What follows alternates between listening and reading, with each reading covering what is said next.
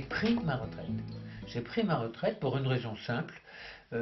C'est que d'abord j'avais commencé à travailler à 16 ans, que ensuite et surtout un de mes fils donc se lançait dans la profession de journaliste et qu'il était au chômage et qu'il y avait énormément de jeunes au chômage. J'avais 60 ans, je suis arrivé à 60 ans, j'avais beaucoup de confrères qui tenaient absolument à poursuivre parce qu'ils ne pouvaient pas décrocher, parce qu'ils avaient peur du vide, quoi. Et moi, j'ai pas eu peur du vide, mais le vide m'a fait peur. C'est-à-dire que j'ai pris ma retraite et derrière, j'ai fait une énorme dépression. J'ai, je, je me suis retrouvé, j'avais rien préparé, rien préparé. La retraite, c'est pour les autres, c'est comme le cancer. Bon. Et donc, quand je me suis retrouvé en retraite, je me suis rendu compte que je n'avais aucun projet, que j'étais toujours dans la douleur de la perte de ma femme. Mes enfants avaient quitté la maison. Et donc j'ai fait une énorme dépression au point que la seule solution qui m'est apparue à ce moment-là, c'était de mettre fin à mes jours. J'étais vraiment très très très très mal. Et j'en suis sorti, alors après avoir raté mon suicide, j'en suis sorti par la fuite. J'ai décidé de fuir et de fuir sur un chemin qui m'intéressait, qui m'interpellait depuis très très longtemps. Et donc j'ai décidé de faire le chemin de Compostelle. Ça n'était pas à la mode comme ça l'est aujourd'hui. Et je suis parti donc en respectant la théorie des pèlerins, c'est-à-dire que je suis parti de chez moi, j'habitais Paris à l'époque. J'ai mis mon sac sur le dos, j'ai jeté mon trousseau de clés dans la boîte aux lettres et je suis parti donc pour aller donc jusqu'à Compostelle, ce qui représentait 2300 km. Au bout de 3 semaines de marche, j'avais intégré l'effort quotidien. Tous mes muscles qui m'étaient nécessaires s'étaient reformés au bon endroit et donc je marchais dans le plaisir physique. La marche n'est pas douleur, contrairement à ce que s'imaginent les gens qui ne marchent pas, c'est du plaisir. Et ce plaisir physique, à mon sens, a dû induire un certain plaisir mental. C'est-à-dire que je me suis mis effectivement à penser.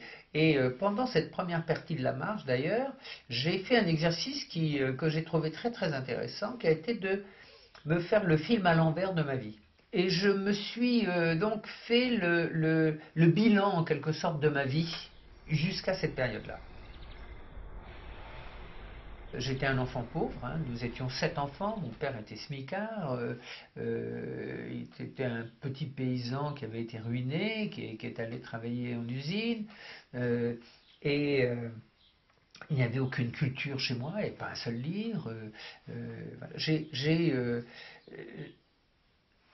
J'ai compris que finalement, moi j'avais échappé à la règle, c'est-à-dire que mes 6 frères et sœurs n'avaient aucun même attrapé le certificat d'études, n'avaient pas fait aucune étude. Et moi j'ai pu faire des études parce que un de mes instituteurs un jour est allé voir mes parents en disant Bernard a 11 ans, il est en classe du certificat d'études, la scolarité est obligatoire jusqu'à 14 ans, il va perdre 3 ans, mettez-le au collège, au moins il ne perdra pas complètement son temps. Et grâce à ça, puis une ou deux autres personnes qui m'ont tendu la main, qui m'ont aidé, eh bien j'ai pu découvrir la culture, j'ai pu découvrir l'intérêt de la lecture, j'ai pu ouvrir l'horizon qui était celui de mon enfance. Cette marche m'a amené à comprendre que j'avais une dette vis-à-vis de la société. Et donc il fallait quelque part que je paye cette dette. Mais comment? Et c'était la question que je me posais tout en marchant. Et à un moment, j'ai entendu parler de 2 jeunes délinquants belges à qui un juge avait eu l'idée géniale de proposer une alternative, soit la prison, ils avaient fait beaucoup de bêtises, soit une marche. Les deux, 4 mois. 4 mois de prison ou 4 mois de marche. Et ces jeunes marchaient sur le chemin. Et ça a été pour moi un éclair de compréhension. Voilà. J'arrive à l'âge où je vais mourir, où la logique, hein, c'est que je vais vers la fin de ma vie. Il y a des jeunes qui ont des difficultés, qui arrivent dans la vie, eh bien, je vais consacrer une partie de ma retraite à m'occuper de ces jeunes qui arrivent à la vie avant que moi, je termine la mienne. Et à partir de là, quand je suis arrivé à Compostelle, la voie est tracée. J'ai décidé d'une part que la marche c'est formidable et qu'il fallait que je continue, et deuxièmement que je m'occuperai de jeunes en difficulté. Et ensuite, eh bien, autant j'étais mal au départ, autant je suis dans le bonheur, puisque j'ai réalisé donc une marche totalement folle, qui était une sorte de première mondiale, qui a consisté donc à parcourir la route de la soie à pied depuis Istanbul jusqu'en Chine.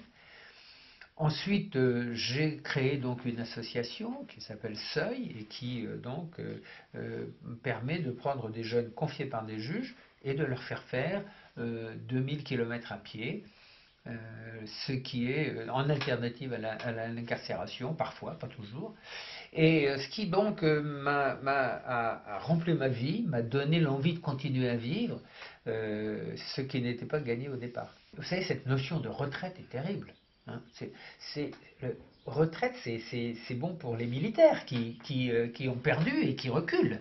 Hein.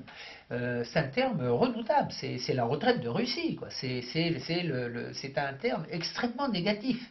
Je préfère les Espagnols qui appellent la retraite jubilación. Donc, et ça n'est pas, pour beaucoup de gens, et en tout cas c'était mon cas, c'était pas du tout une jubilation. C'était brusquement cette notion de. C'est pour ça d'ailleurs que je voulais mourir aussi. J'étais plus bon à rien. Je n'avais plus d'utilité sociale. J'étais une charge aux autres. Et je n'avais pas le moyen, et donc c'est pendant la marche que je me suis dit que je devais payer ma dette.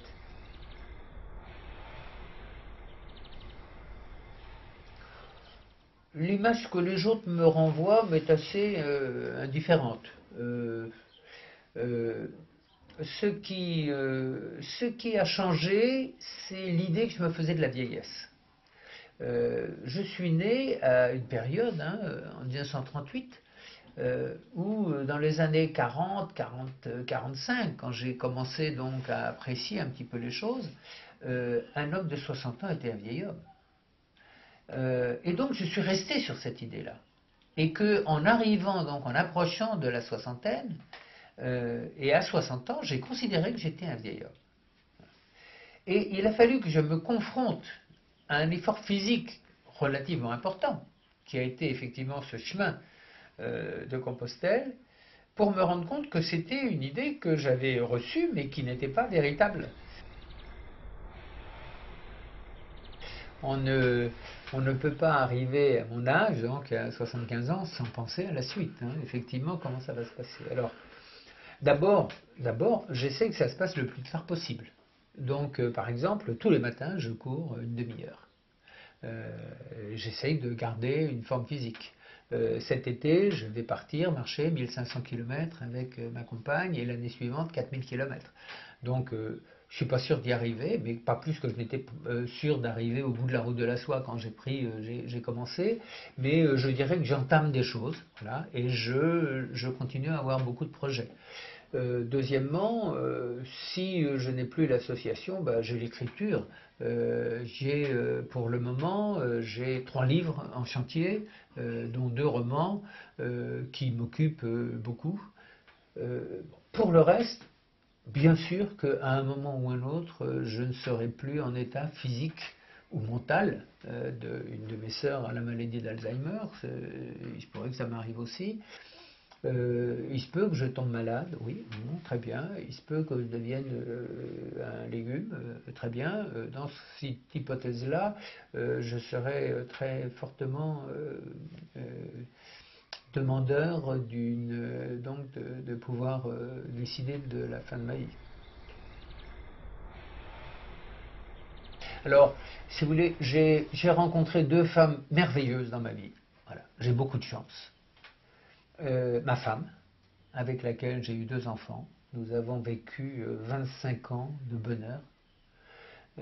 C'est une femme extraordinaire. Et effectivement, elle est morte d'une façon très brutale, hein, d'un arrêt cardiaque en pleine rue à Paris. Jusqu'à ma retraite, je n'acceptais pas ça. Je n'acceptais pas son absence. Je me demande si quelque part je ne la rendais pas responsable de mon malheur. Hein. Donc ça a été extrêmement difficile. Ensuite, eh bien, précisément comme j'étais en forme, j'ai eu des tas d'amourettes, des tas beaucoup de relations. Et puis donc j'ai rencontré Bénédicte et là c'est à nouveau je suis extrêmement amoureux. Nous avons une relation quasiment fusionnelle. On est ensemble depuis 4 ans. Je constate que depuis 4 ans, on ne s'est même jamais disputé une seule fois. On est vraiment dans une relation tellement magnifique que voilà, qu'est-ce que je peux demander de plus, quoi.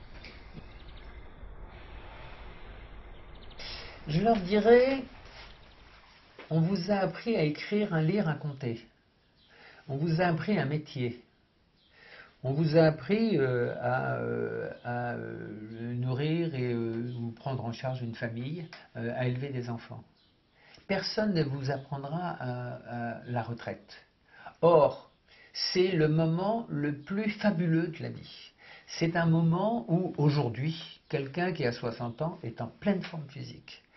Un de mes amis qui vient de prendre sa retraite a fait Pékin-Londres en vélo. Je veux dire, on est encore donc dans une grande forme physique. On est encore dans une grande forme intellectuelle. Et donc ce serait un gâchis de ne pas bien utiliser ça. Donc ayez un projet. Ayez un projet. Allez vers la retraite avec pas le projet de faire des croisières ou de devenir champion de jeux de cartes. Allez vers un projet social, allez vers un projet qui soit utile aux autres. Parce qu'il y a une formule que j'aime beaucoup qui dit « Ceux qui ne savent pas donner ne savent pas ce qu'ils perdent ».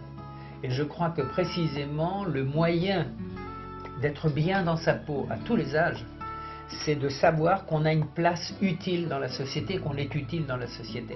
Si on n'est pas utile dans la société, alors on est un boulet, et à partir du moment où on est un boulet, on ne sert à rien, et ça ne sert à rien de vivre.